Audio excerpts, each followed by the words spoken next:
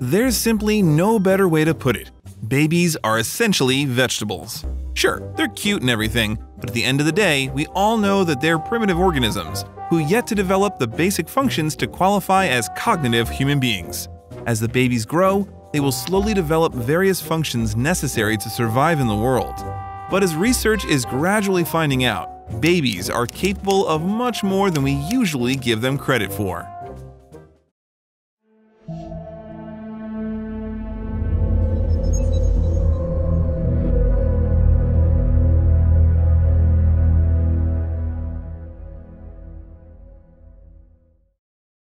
Number 10. Hearing all the sound frequencies at the same time. We assume that a baby's sense of hearing is just a primitive version of an adult's. Sure, they turn around when you make a sound, but they can't really understand the difference between talking and other sounds.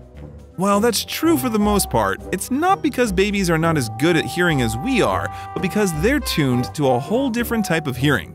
As scientists at the University of Washington found out, babies hear all the sound frequencies simultaneously. When they studied 73 infants to see what type of sound they respond to, researchers found them to be better at listening to a wider bandwidth of frequencies than adults. This mechanism helps babies respond to unexpected sounds.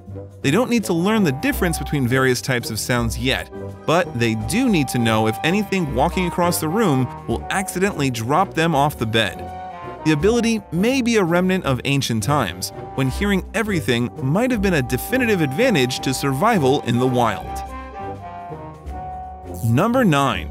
Distinguishing faces, even of other species. If you've ever spent time with a baby, you'll know that they're not so great at recognizing people by their faces.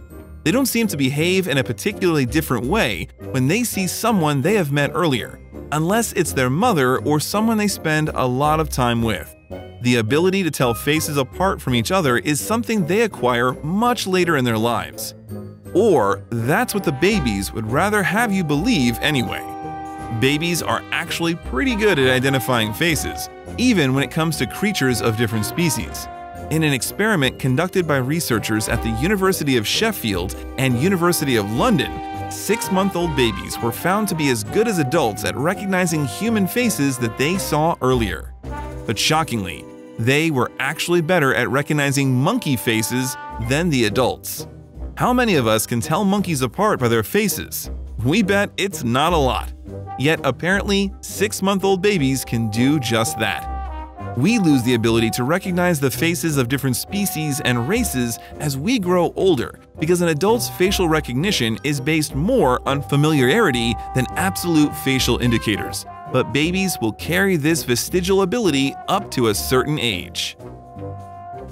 Number 8. Judging character.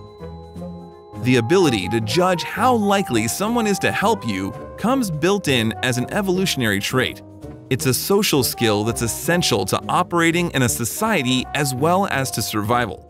This was especially true during the hunter-gatherer times, when knowing if someone was likely to kill you and steal your belongings was pretty helpful. It's a crucial ability, and surprisingly enough, one that comes with the package at birth instead of being developed over years of social communication, as we're generally inclined to assume. Researchers set up an experiment and made some babies watch a puppet show. One puppet was shown to be climbing a mountain, while the second and third puppet would either help the climber up or throw him back down respectively. When the babies were offered the last 2 puppets, 14 out of 16 10-month-olds and all 6-month-olds preferred the helper over the hinderer. While researchers still don't know whether it's an informed decision, drooling infants seemingly staring blankly at things sure register far more information than we knew. Number 7.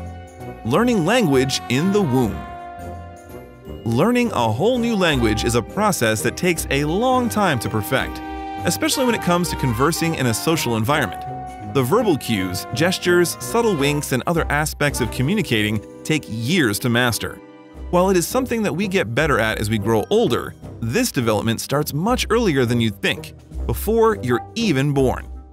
Babies apparently learn their native language from their mothers in the womb and can identify their mother tongue when they're barely hours old. Researchers recorded the vowel sounds in the native tongues of some 30-hour-old babies and studied their reactions to see if they recognized the sounds. The researchers plugged a pacifier into a computer and made the babies suck on it. Sucking for a shorter period of time meant that the sound was familiar and vice versa. As it turned out, the babies appeared to recognize the sounds played in their mother tongue, indicating that we're born with at least a rudimentary sense of what our native language sounds like. Number 6. Understanding social interactions. In our daily lives, we often need to know the context of a social interaction to respond accordingly. Whether you're in the office or negotiating illegal drug transactions on a highway, the mind can collate data on what's going on around you and suggest the best course of action based on that information. Of course, babies can't do that, but they do know the basics of social communication. Researchers studied babies between 24 and 120 hours of age. They employed a technique known as near-infrared spectroscopy to monitor the part of the brain responsible for social interactions. What they found was that this section of the brain lit up in response to a real social interaction, facial expressions, social gestures, and so on, but did not respond to, say, an arm manipulating a random object. This suggests that babies are wired to recognize social cues from birth. There had been similar studies on older babies before, but this was the first time social interactions were studied in babies as young as 24 hours.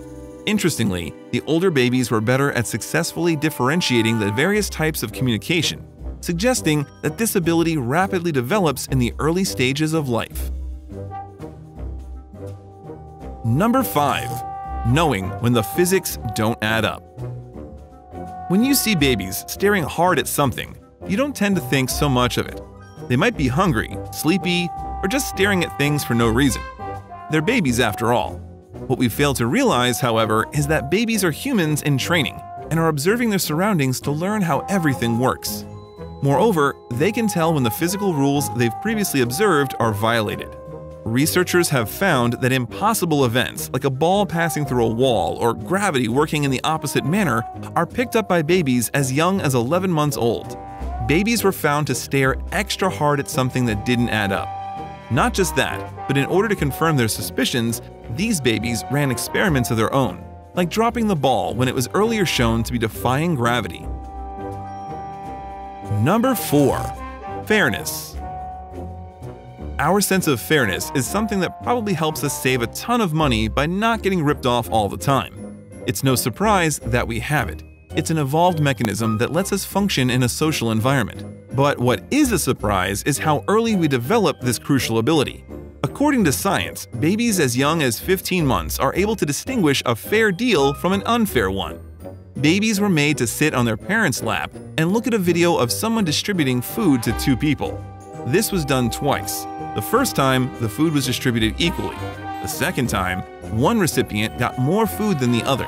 The babies were more surprised and hence stared longer at the unfair transaction compared to when the food was divided equally.